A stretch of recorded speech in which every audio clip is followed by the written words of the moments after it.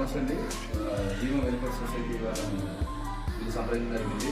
మామూలుగా ఇతనికి ఏంటంటే లివర్ ఎల్ఎఫ్టీ అంటారు, లివర్ ఫంక్షన్ టెస్ట్ చాలా అబ్నార్మల్ ఉంది. ఈయన పసిరికలు అని చెప్పేసి ఇదల్లా కాల్చడం జరిగింది. సూపర్ పసిరికలు తగ్గాలని నాటు మీద పోయినారు, ఇదల్లా కాల్చినారు. ఇక్కడ కాల్చినారు, ఇక్కడ కాల్చినారు, ఇక్కడ కాల్చినారు. మొత్తం ఎక్కడ పోయినా కూడా ఈయన లాస్ట్ చివరికి ఏంటంటే ఈయన ప్రాణాపాయ స్థితికి వెళ్ళిపోయాను కంప్లీట్గా.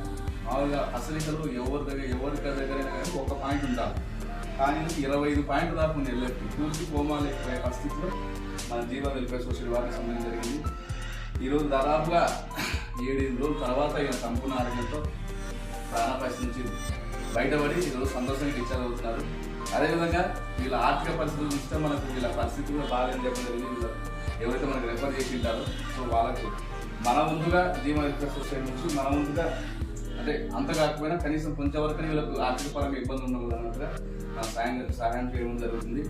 సో ఫ్రెండ్స్, దయచేసి ఎవరు కూడా పసిరికలు వచ్చినాయని చెప్పేసి నాటు వైద్యానికి దయచేసి వెళ్ళొద్దండి. సరైన డయాగ్నోసిస్ అనేది ఇంపార్టెంట్. ఎందుకంటే తక్కువ సమయంలో కరెక్ట్ టైంలో మనం ఈయన పసిరికలు కనుక్కుంటే ఈయన ప్రాణాపాయ స్థితి పోయే వ్యక్తి కాదు. ఒకటి ఉండాల్సింది 25 పాయింట్కి వెళ్ళిపోయి ఇప్పుడు ఆర్థిక పరంగా చాలా చిక్కుపోయిన వీళ్ళు.